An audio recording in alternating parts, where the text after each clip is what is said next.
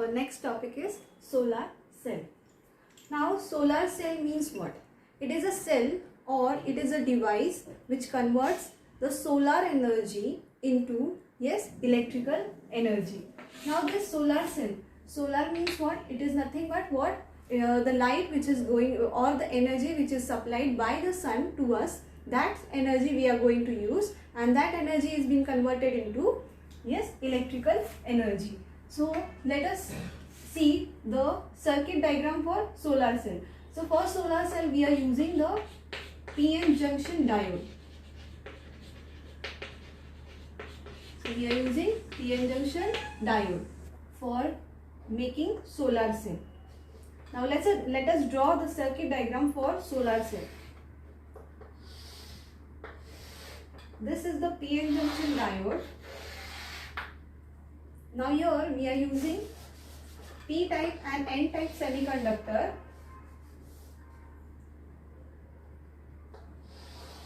So when P-type and N-type semiconductor are being used on a silicon wafer, then there is a junction is being created. Now in this junction there are atoms present. Now here what are the majority carrier? If this is the P-type, the majority carriers are positive holes, and here electrons are being present, and automatically here positive ions are being induced, and at the P-type here negative ions are being induced. Now this P-type, over here we are going to attach a metal contact, and over here also there is a metal contact. These contacts will help us to draw the electrons through the circuit which are we going to supply, or which are going to be connected to the solar cell. So this is all about solar cell. This is P-type and this is N-type.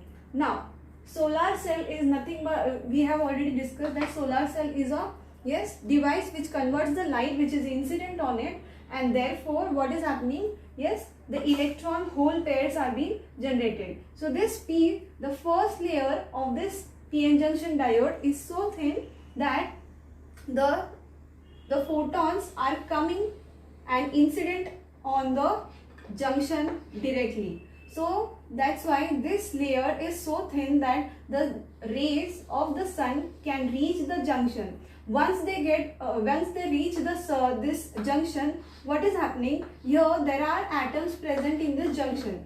Now these atoms are having electrons in it, right?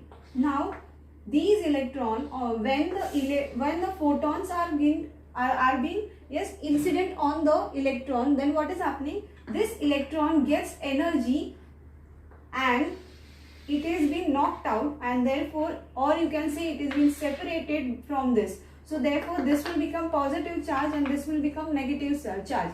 That means what? When photons are incident on the junction and the junction is containing what? Atoms. So therefore what is happening over here?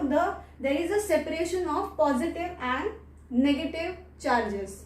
Once these charges have been separated, there may be a chance of recombination, because this negative and this positive charge, they are always trying to recombine. So before combining, we have to use the energy of this negative electron which is being separated. Once the electrons and the positive ions are being separated, this negative electron is being attracted towards this positive plate.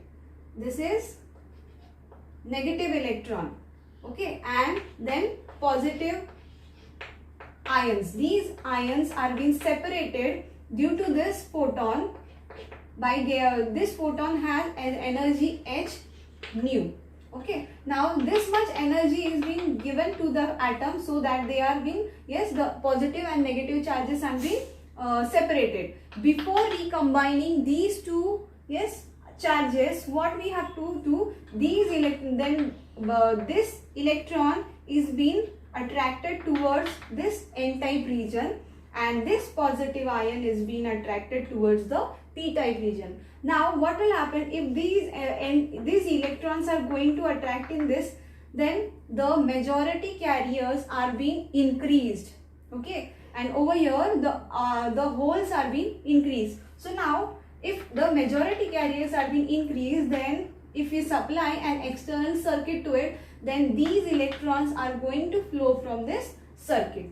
Okay, now here there is a metal contact over here. Now this metal contact, why this metal contact is there? From upper side you can see that there is a gap between this metal contact. Now why there is a gap between this metal contact? You can see from the upper side, this is the view, okay. This is the view from the upper side. It looks like a comb, okay. Now these are called as what? Fringes. These are the metal fringes. These are called as what? Metal fringes. Now you can see that there is a gap between each fringes. Why there is a gap between each fringes? So that the light is going to incident on it. Now when the light is going to incident on it, here in the gap, this light can enter and it can reach towards the junction. That's why there is a gap between each fringes. Now if there was no gap between these fringes, then what should it was happening? Yes, the light may not reach the junction, and therefore there is no separation of electrons and positive charges, and therefore there is no increase in the majority carrier. So therefore, due to this, we have designed this type of material on this solar cell. So what will happen if the negative electron or the positive electron is being separated? These electrons are being attracted towards the metal, and this is nothing but working of the solar cell. Now in the other way, you can say that this energy should be much greater than the band gap. Now band gap means what? If this is the valence band and this is a conduction band, this is the conduction band and this is the valence band. If we want to increase the electrons in the conduction band so that the photo current is being increased, so what we have to do, we have to supply that much energy so that these electrons can jump to the conduction band, and therefore the current can be produced due to the majority of the carrier. If the majority of the carrier is increased, then we can increase the current. So therefore we have to supply that much energy to this electron so that it can jump from valence band to conduction band. So it should be greater than this is called as what? Yes, energy band gap. So it should, this energy which you are going to incident on this electron, it should be greater than this energy band gap. So this is the energy of photon which is going to come and incident on the junction. Okay, so this is called as what? Solar cell. Now solar cell are being used in many ways. For example, they are being used in calculators. For small devices we can use solar cell. Now what are the criteria for it? Then for what is the criteria? First, whatever the material you are going to use, it should be good conductor, so that good contact, so that the that metal contact can be used to drive to flow the electron very smoothly.